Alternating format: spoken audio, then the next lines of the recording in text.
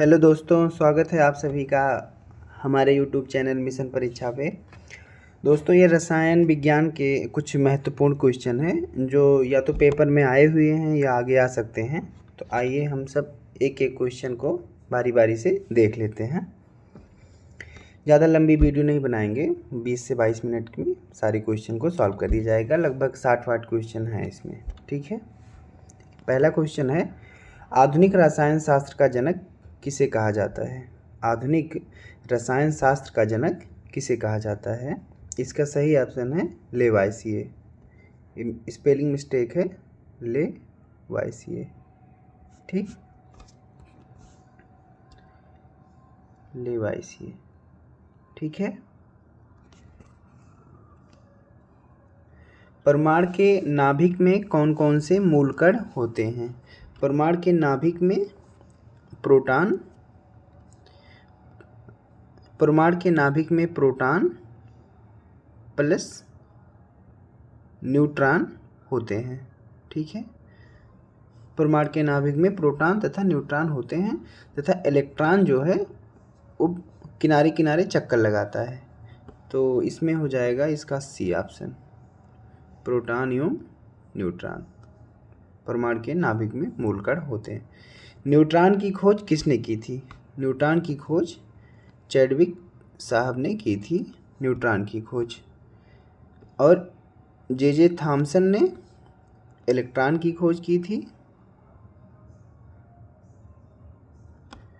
Rutherford को या Goldstein को प्रोटॉन कह रहे हैं, प्रोटॉन का खोजकर्ता कहा जाता है, रदरफोर्ड या गोल्डस्टीन का। लेकिन सही उत्तर प्रोटॉन की खोज में गोल्डस्टीन का ही माना जाता है, ठीक है। हिग्स बोसान को किस नाम से जाना जाता है? हिग्स बोसान को गॉड पार्टिकल के नाम से जाना जाता है, ठीक है। निम्नलिखित में से किस कण पर शून्य आवेश है? शून्य आवेश न्यूट्रॉन पर होता है, सी ऑप्शन इसका सही होगा। भौतिक परिवर्तन का एक उदाहरण है, भौतिक परिवर्तन का एक उदाहरण है हवा में चांदी के बर्तनों का काला होना, ये नहीं है। मोमबत्ती का जलना, ये भी नहीं है। दूध से दही का बनना, ये भी नहीं है। पानी में चीनी का घुलना। भौतिक परिवर्तन का मतलब होता है कि जिसमें से जब हम कारक को हटा लें तो वह पुनः अपनी अवस्था में आ जाए।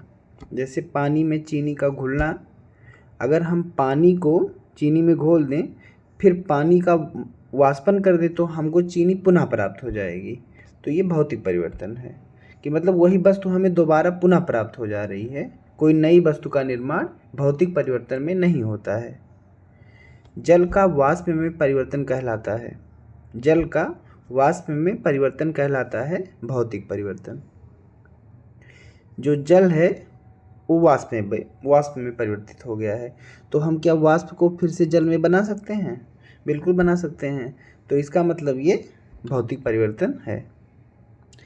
एक ठोस के सीधे गैस में परिवर्तन को कहते हैं ऊर्ध्वपातन। इसका एक बहुत अच्छा उदाहरण कपूर है। अमोनियम क्लोराइड भी इसका उदाहरण है। जो नेफ्थेनिल की गोली आती है वो भी ऊर्ध्वपातन का बहुत अच्छा उदाहरण है। भूपर्पटी में सर्वाधिक पाया जाने वाला तत्व कौन सा है? भूपर्पटी में सर्वाधिक ऑक्सीजन पाया जाता है, लेकिन अगर ब्रह्मांड में पूछेगा कि सबसे ज़्यादा कौन सा तत्व पाया जाता है तो हाइड्रोजन होगा, ठीक है। भूपर्पटी में तो सबसे ज़्यादा ऑक्सीजन पाया जाता है, लेकिन अगर ब्रह्मांड में सबसे ज़्यादा कौन सा तत्व पाया जाता है अगर ये पूछेगा तो उसका सही उत्तर हाइड्रोजन होगा, ठीक है। सर्वाधिक कठोर तत्व निम्न में से कौन है? सर्वाधिक कठोर तत्व हीरा है। निम्नलिखित में से सबसे भारी धातु है प्लेटिनम, प्लेटिनम सबसे भारी धातु है। निम्नलिखित में से किस तत्व को मिट्टी के तेल में सुरक्षित रखा जाता है? इसका सही आंसर है सोडियम। शुद्ध सोना कितने कैरेट का होता है? आसान सा क्वेश्चन है लेकिन परीक्षाओं में पूछा जाता है 24 कैरेट का। चूना पत्थर का रासायनिक नाम है। चूना पत्थर का रासायनिक नाम कैल्शियम कार्बोनेट है। Calcium carbonate. Plaster of Paris का सूत्र क्या है? प्लास्टर ऑफ पेरिस में ½ आता है, इसी से आप लोग याद कर लीजिएगा। प्लास्टर ऑफ पेरिस में ½ आता है, तो CaSO4 × ½ निम्नलिखित में से कौन सी धातु सामान्य तापमान पर द्रव अवस्था में है? इसका सही आंसर पारा हो जाएगा। पारा धातु सामान्य तापमान पर द्रव अवस्था में होती है। एल्युमिनियम का सबसे महत्वपूर्ण अयस्क बॉक्साइट है, इसका सही आंसर पहला वाला। एल्युमिनियम का सबसे महत्वपूर्ण अयस्क बॉक्साइट है। लोहे का महत्वपूर्ण अयस्क कौन सा है? हेमेटाइट है, जो सबसे अच्छा लोहा माना जाता है।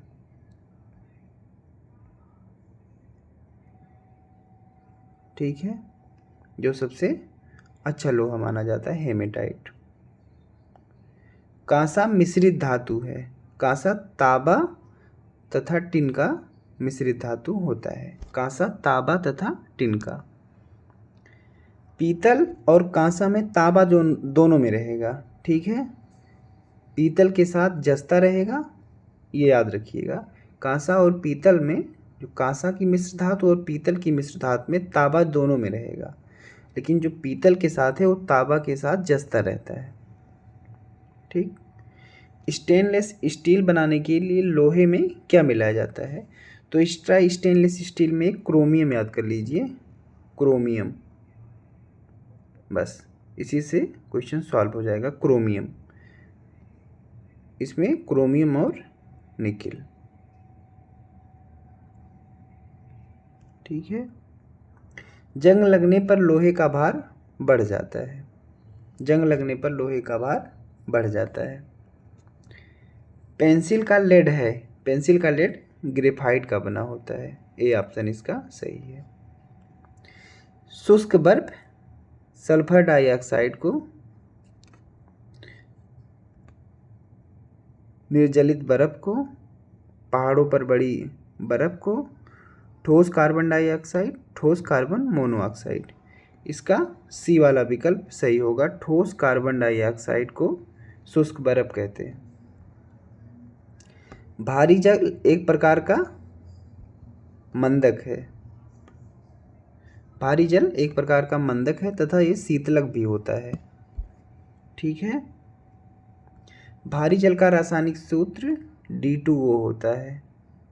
भारी जल का रासायनिक सूत्र D2O होता है। इसका बी वाला ऑप्शन सही है।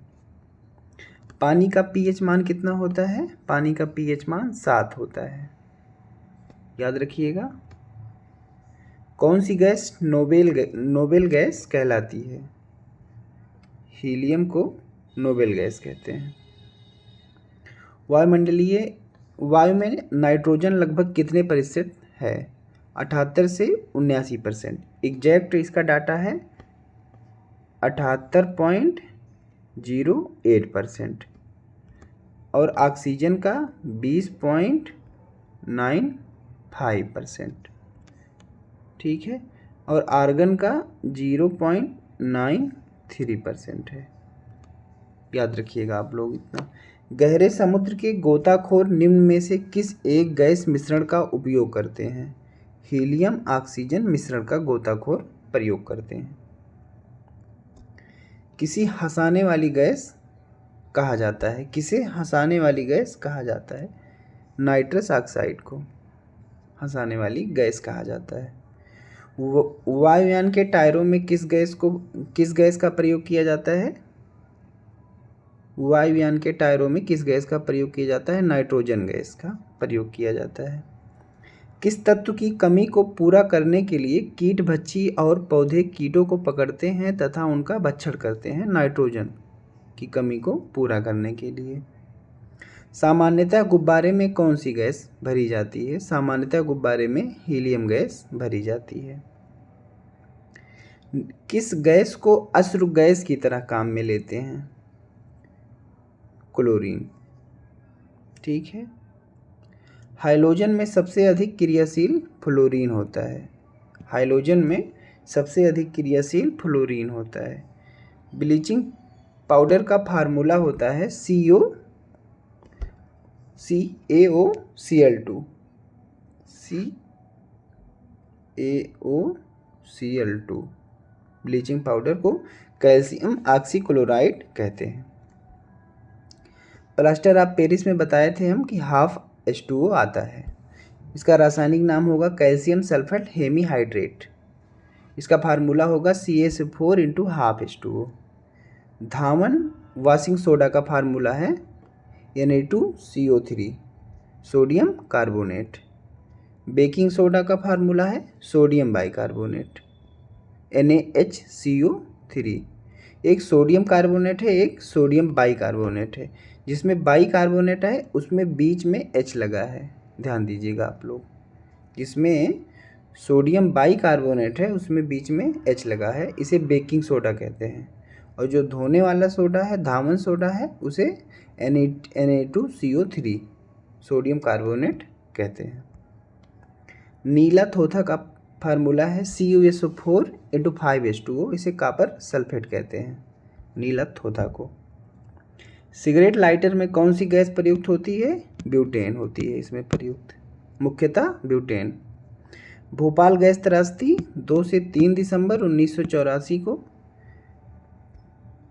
ये घटना हुई थी।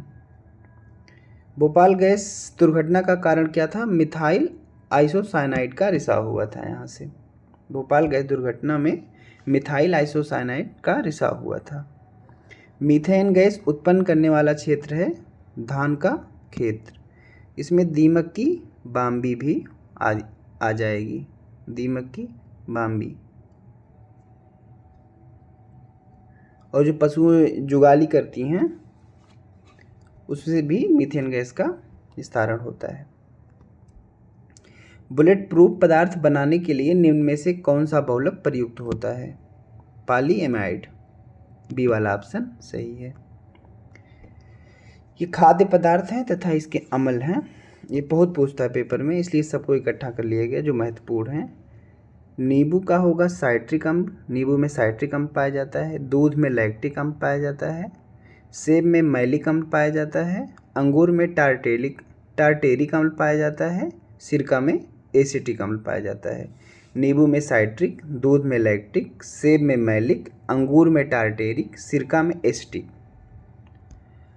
ऑक्टेन संख्या किसकी गुणवत्ता की माप है? पेट्रोल की गुणवत्ता की माप है, बी वाला ऑप्शन सही होगा। बायोगैस का मुख्य घटक है मीथेन, मीथेन बायोगैस का मुख्य घटक है। निम्न में से कौन सा एलपीजी का मुख्य अवयव है? एलपीजी में मुख्यतः ब्यूटेन प्लस प्रोपेन, थोड़ा बहुत ईथेन, ठीक है, ये तीन ही पाई जाती हैं, लेकिन मुख्यतः ब्यूटेन इसका सही आंसर है।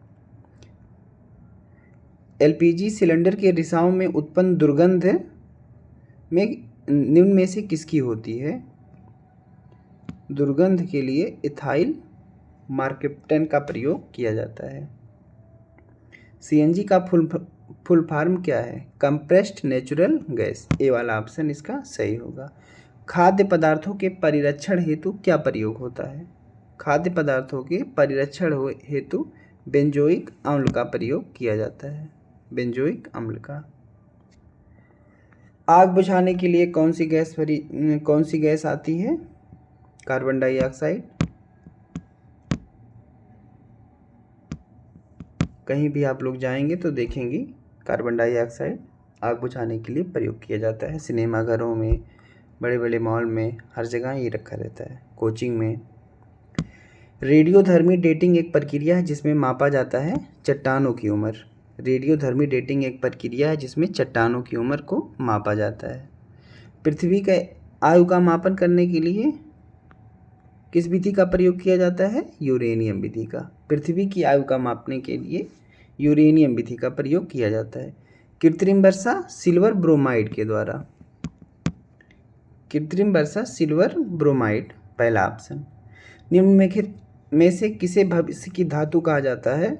टाइटेनियम को भविष्य की धातु कहा जाता है। ठीक है, आज के लिए इतना ही। बहुत बहुत धन्यवाद।